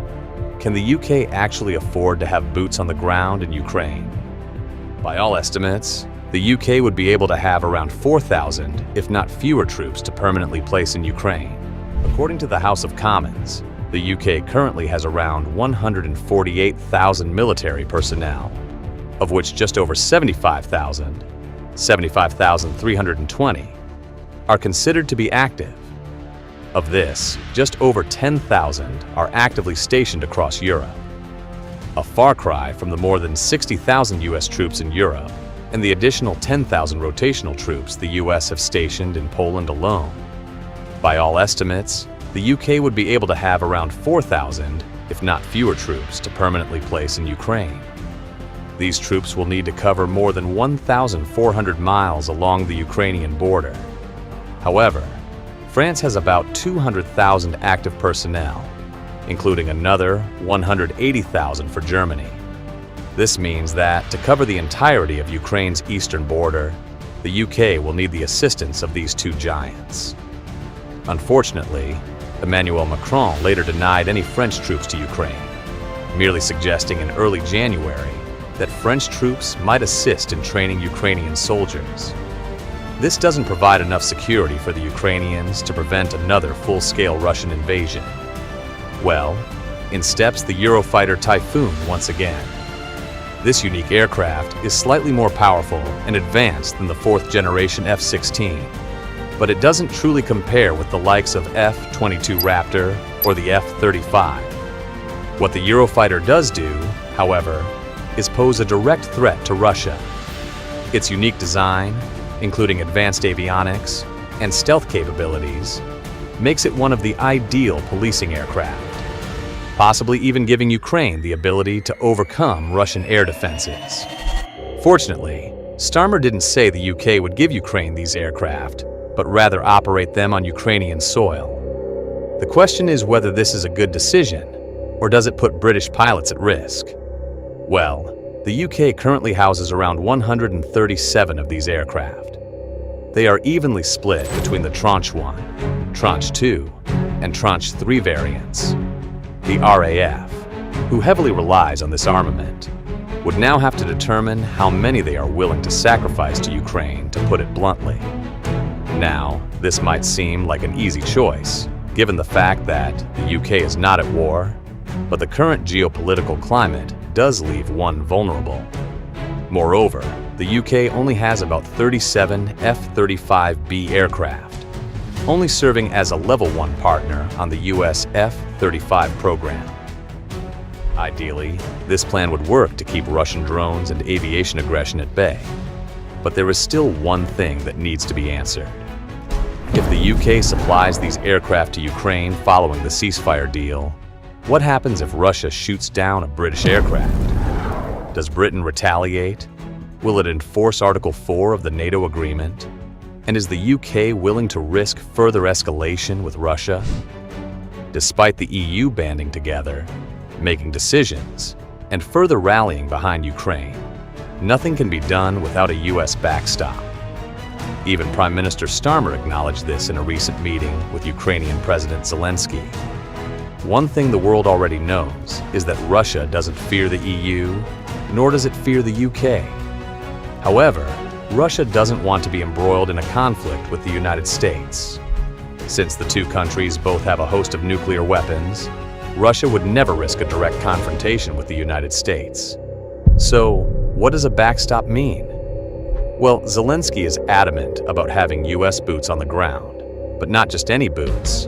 Ukraine wants the United States to set up a military presence along the Russian border. But if you remember back to the start of the war, this will never work. In fact, Ukraine desperately wanted to become part of NATO. The idea was that this would not only protect them under Article 4 of the NATO agreement, but it would permit the US to set up shop on the Russian border. The idea, which was floated by the Biden administration, was quickly shot down in negotiations. So, Putin would never accept US boots on his western border. It is too much of a risk, and despite Donald Trump being in office, Putin is thinking far off in the future. This brings us back to policing the air around the Ukrainian border as the best solution to assist European boots on the ground. The idea won't work, and the numbers speak for themselves. As mentioned, the RAF has 137 of these aircraft, at a readiness of 60%. This means that about 80 of these planes can fly at any time. According to many reports, it would take not one, not two, not 10, but dozens of these aircraft to patrol the skies around the Ukrainian border. But the RAF can only deploy about 30 if adequate spares are available. Moreover, the Russian S-400 missile system is touted to be one of the most advanced air defense systems in the world. On the other hand, the Russian Air Force has over 900 aircraft, split between MiGs and the newer Su variations. In fact, the Russian MiG-31 has a reputation of outperforming many fourth-generation fighters. And despite the fact that the Eurofighter is far superior, it is simply outnumbered. Furthermore, this would mean that the RAF could deploy 2 aircraft every couple of hours, which would leave numerous gaps in its defense. To make this work, the RAF would need to deploy its full squadrons of operational aircraft if it were to provide 24-hour protection. Fortunately, there is a possible solution to this problem, namely the Mirage 2000 as a way of plugging up the gaps. Yes, France has recently pledged the delivery of about 24 Mirage 2005 aircraft to assist in Ukraine, and many experts suggest that these are already designed to make them effective as part of Western air defense systems. On top of this, these Mirage 2000 aircraft are also operated by Ukrainian pilots. This means that various policing strategies could be coordinated. The Ukrainian Air Force can effectively combine with the RAF and other willing members to set up a decent air defense system. The Mirage is also considered a fourth-generation fighter and has vastly outperformed the F-16 in the Ukrainian war. Despite the F-16 being a better combat aircraft, the Mirage has the ability to carry the highly effective Storm Shadow missiles. This long-range cruise missile has been used to devastating effect in the Black Sea. Its long-range strike capabilities also allow Ukraine to strike deep into the Russian territory. This by itself already creates a lot of unease among the Russian president. By all accounts, such a setup could lead to a time bomb, just waiting to be triggered. Which brings us back to a US backstop, or more NATO intervention. Not every NATO partner can, or even wants to support Russia. With Poland being the last defensive stronghold, should Russia take Ukraine, it puts a lot of pressure on the country. Poland has mentioned the fact that various missions are being conducted to secure its own border. The Operations Command of the Polish Armed Forces also assured that it is closely monitoring the war, while being on its highest level of readiness. This is the highest level of readiness Warsaw had ever seen. The other wildcard to this situation is Turkey. Recently, Turkish President Recep Tayyip Erdogan has stated that Turkey is willing to host peace negotiations between the two parties. A ceasefire here would be very beneficial for Turkey. In fact, its government has been treading a very fine line between the two parties. Ankara has been vocal about the territorial sovereignty of Ukraine, while maintaining strong economic ties with the Russian Federation. It has also exclaimed that, while Turkey will contribute to peace talks, they will not be part of enforcing it. This basically eliminates Europe's second biggest military from peace proceedings. It also firmly puts the ball back into the hands of the other EU nations. Essentially, it significantly reduces NATO's ability to enforce a ceasefire without the assistance of the United States. So, what is Donald Trump's plan to have and maintain peace in Ukraine? It doesn't take a genius to figure out that Trump and Zelensky currently don't see eye to eye. In fact, the world is seeing far more agreement from Putin to Trump's ideas than it does from Zelensky, and it is currently causing all sorts of chaos in Europe. On Friday, February 28th, Presidents Trump and Zelensky met for the first time following his inauguration. The plan for the meeting was to ensure a deal could be struck between the United States and Ukraine. While many of the details are still unknown, White House officials have confirmed that the deal entails Ukrainian minerals. The U.S. would be entitled to help mine and process these minerals in a bid to make up for U.S. support. But it doesn't say anything about security guarantees to Ukraine. Unfortunately, the meeting ended as soon as it began. In an unprecedented moment, U.S. President Trump and Vice President J.D. Vance would engage in a war of words with the Ukrainian leader. Zelensky found himself booted from the White House in the aftermath. Unfortunately, no deal was reached. According to Trump, the deal itself would provide a backstop. Since the United States will be investing in the country, it means ordinary U.S. civilians would be on the ground. These citizens will be responsible for processing these rare earth minerals, while also rebuilding the country. Trump believes that if U.S. citizens are present in Ukraine, Putin wouldn't dare to make a move. Republicans across the board, including Senator Lindsey Graham, seem to agree. But this move would be far more beneficial to the U.S. than it would Ukraine. It will stop the aid to Ukraine, saving the U.S. taxpayer money, but also disrupt the current military-industrial complex. Moreover, the U.S. would have rights to Ukrainian minerals that could put them on par with China. This move will see the U.S. ensure future dominance as the global superpower. It also keeps U.S. boots out of Ukraine, saving on military costs, and perhaps even a possible outbreak of conflict. Trump also floated the idea that Ukraine would have to cede some of its territory. In fact, Trump mentioned this throughout his 2024 presidential campaign. Number 47 believes that Biden should have stopped the war sooner, but now it is too late for Ukraine to hold on to all its territory. What we can say is that Donbass and Crimea are certainly off the table for the Ukrainians, but cities like Zaporizhzhia, Kharkiv, and Kherson are among those cities still disputed. Furthermore, no one truly knows the extent of resources in Ukraine. In fact, the last audit done was by the Soviets. Experts also suggest that most of the resources the U.S. wants are in these occupied territories, and it doesn't seem like Putin is ready to cede the territory he has taken. By all accounts, this seems like a stalemate as of the time of this video, but things can change in an instant. Unless consensus can be reached soon, it doesn't seem like the war will end anytime soon. The North Korean injection of troops has given Russia another lifeline. Russia also doesn't care about using the war as a meat grinder. In layman's terms, Russia is prepared for a war of attrition and ready to wait it out. Putin understands that unless Ukraine makes meaningful moves, Western allies will eventually grow tired of this war. This is already happening in countries like Germany and France, where right-wing parties are slowly increasing in the polls. The major divide between Europe and the U.S. in this situation is not helpful either, and perhaps this could lead to the U.S. splitting from NATO. Faced with such a threat, NATO might need to consider focusing on itself instead of Ukraine. But what do you think? Will the UK strategy of policing the air work? Does Europe have enough Eurofighter Typhoons? And will the U.S. eventually allow for the F-35 to assist? These are the major questions after this incredible week in geopolitics.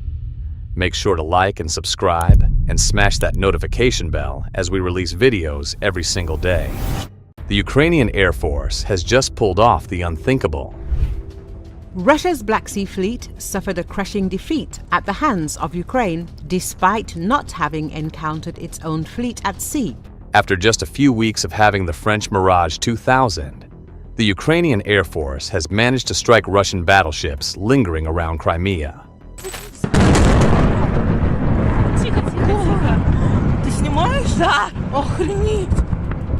The move comes just days after peace talks between Russia and Ukraine led to a limited ceasefire. But now, the use of these often outdated aircraft has proven effective on the battlefield. Overcoming Russian air defenses and ultimately wreaking havoc on more than $500 million of Russian military equipment and infrastructure.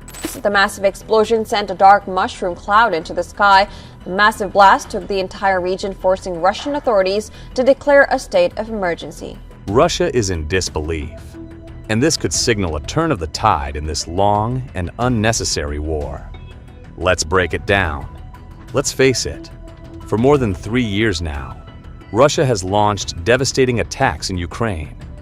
At least 4 people killed, at least 30 people injured, including, we understand, at least 1 child. These kinds of scenes are now just another day for the media, and with millions of drones, it seemed almost impossible to stop. Once Ukraine manages to bring these attacks to a halt, the infamous cruise missile is launched, causing absolute devastation wherever it lands. Then, a little more than a month ago, this happened.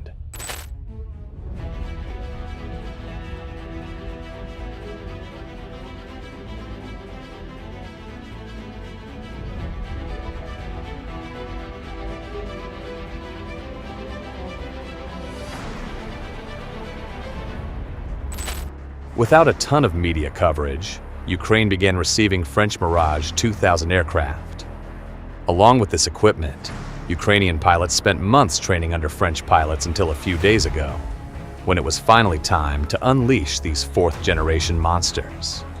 The move, certainly something welcomed by Ukraine, faced a lot of criticism.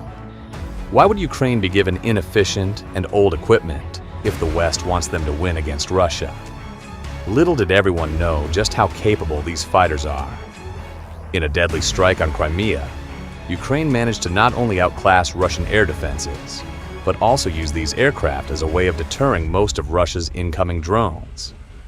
These drone barrages often consist of the Shahed 136/131, Lancet, and Orlan 10 drones, which have been used throughout the war as a way of causing havoc in Ukraine, especially the power grid and various military installations. However, months of pleading and exhausting its Patriot missile systems, and France has finally sent a few of its Mirage 2000 aircraft, which went on a spree of destruction. What actually rattled the Kremlin is the fact that these aircraft circumvented Russian S-300 and S-400 defense systems, allowing them to drop some of the largest barrages of ordnance in recent history of this war. The big question is exactly how they did this, and how did they manage to use this fighter to cause such damage, especially given the fact that they are nearly 5 decades old. How did they manage to turn the tide of the war, rendering Russian cruise missiles almost useless? What does this mean for the war going forward? And how did they manage to take out Russian warships in Crimea? Stay tuned to find out. Make sure to subscribe to our channel for your daily military report. Since the pause of aid to Ukraine, the Kremlin has ramped up its attacks on Ukraine. In the early hours of March 7th, the Kremlin launched more than 60 missiles and around 200 drones into Ukraine. This was one of the largest attacks on Ukraine in the last 12 months. However, it didn't go as planned for the Kremlin. As is the natural course of action, anti-air batteries, combined with Ukrainian drones and the powerful US Patriot system, vastly reduced the number of ordnance that would actually hit its target. However, this was not the biggest focal point, with many military experts turning their attention to the air. Ukraine used its brand new Dassault Mirage 2000 aircraft in a defensive capacity to further reduce the number of drones and missiles that would come close to hitting civilian and military infrastructure. Moreover, Ukrainian President Vladimir Zelensky turned to social media following the attacks. He confirmed that, thanks to these Mirage aircraft, Ukraine could take out almost all cruise missiles sent by Russia.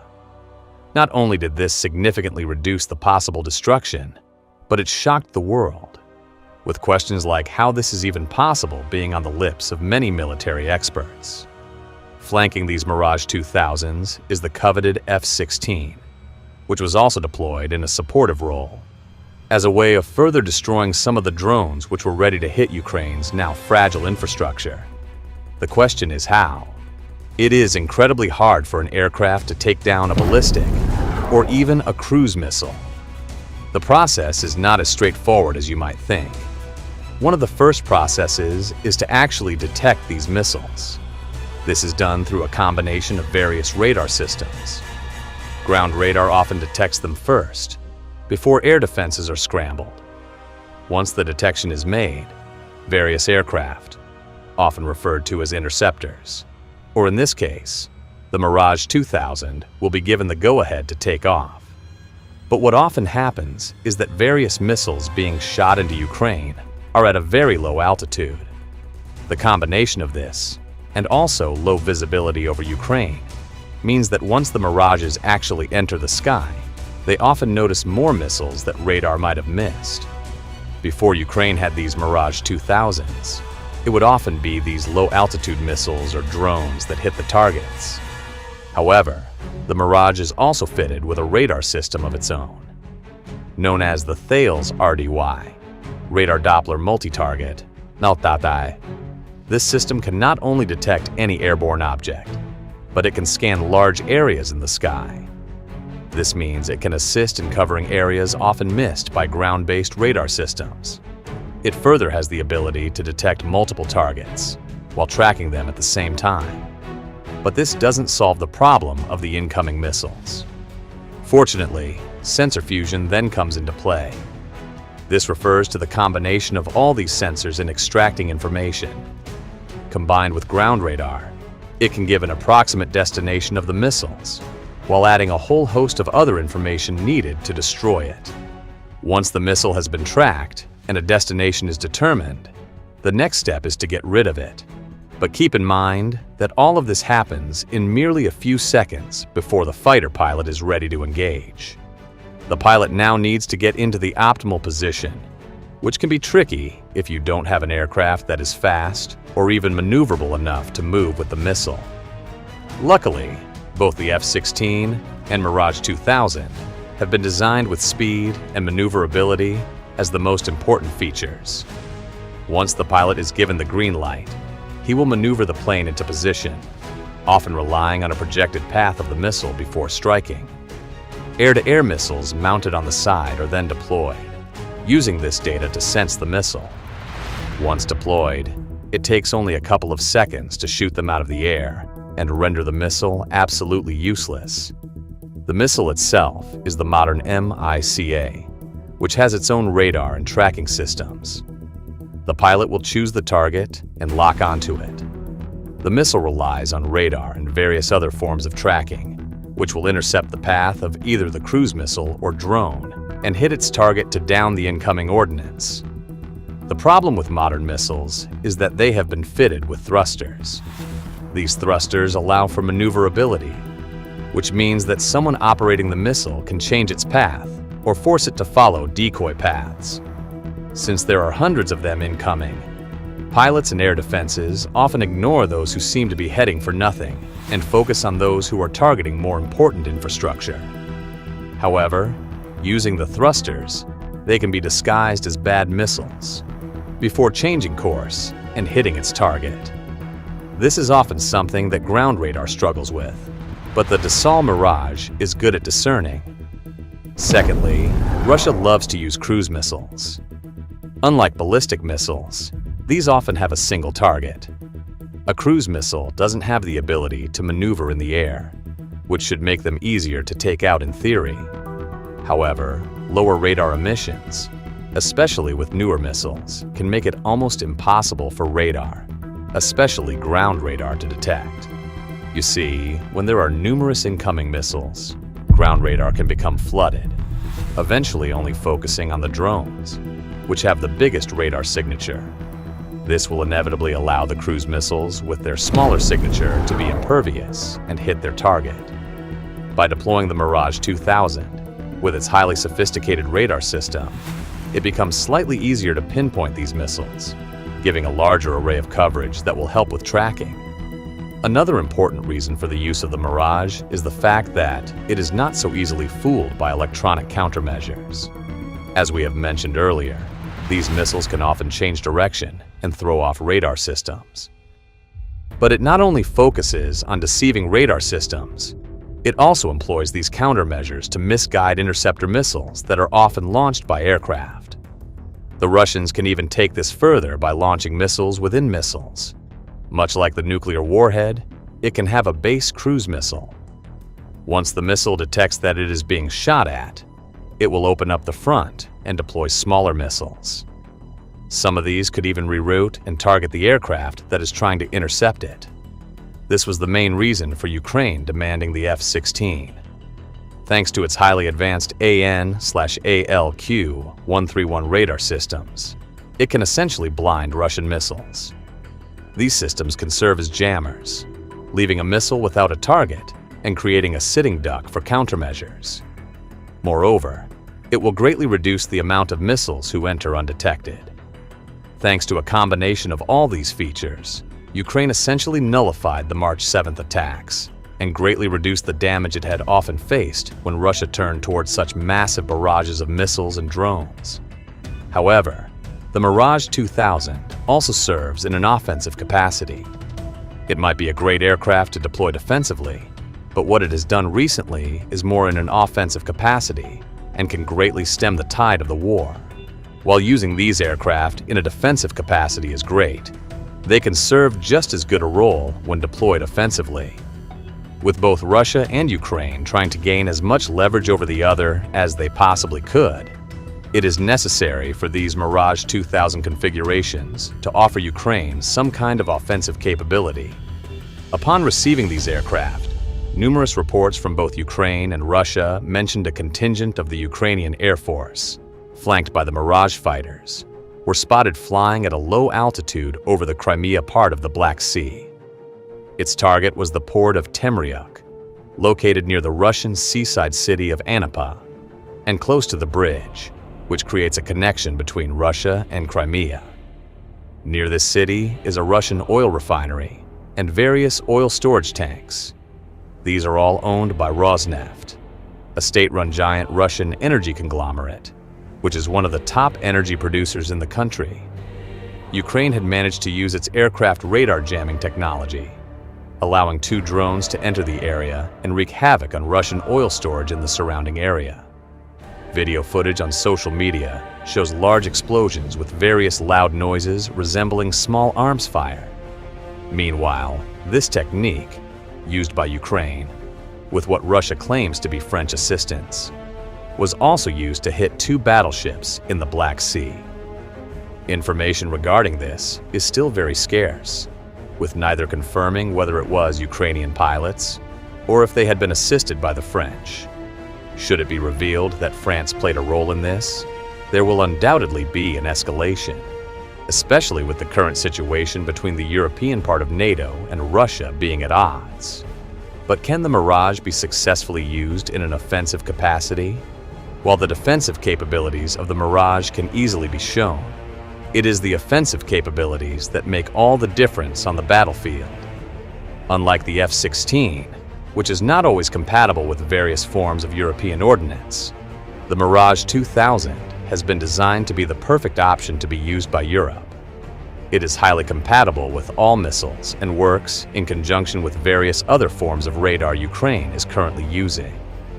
In conjunction with Ukrainian drones, this aircraft will make all the difference on the battlefield and give Ukraine small pockets of air dominance. But there is a problem.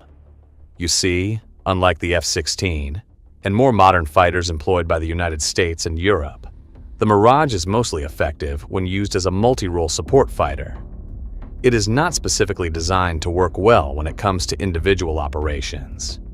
This is naturally where the F-16 can do wonders, and it will naturally be far more effective in one-on-one encounters. According to various reports, Ukraine is only receiving about 6 of these Mirage aircraft, which might not be enough to have a massive offensive impact on the battlefield. Even though they have been very effective in a limited capacity, despite their age, the bigger question is how the Russian air defense systems made this possible. First of all, Russia relies heavily on the S-300 and S-400 surface-to-air defense systems. These have been touted as the modern and most reliable air defense systems used by the Eastern Bloc. However, Israel had already proven them to be an utter failure following the Israeli strikes on Iran. Moreover, these systems also prove weak against some of the low-tech drones Ukraine is launching. While no one truly understands these Russian air defense systems, they do seem like an utter failure and might not be as useful as Russia had initially marketed them to be. This not only puts Russia and Iran at risk, but China also depends on these same systems, which could prove pivotal when China makes a move on Taiwan. But that is a topic for an entirely new video. For now, the Mirage 2000 aircraft are outclassing Russian defenses. Supplemented by these low-tech drones, they have the capacity to completely obliterate Russian infrastructure. But will Russia find an answer? Let us know in the comments below, and please make sure to like and subscribe to our channel for your daily military report.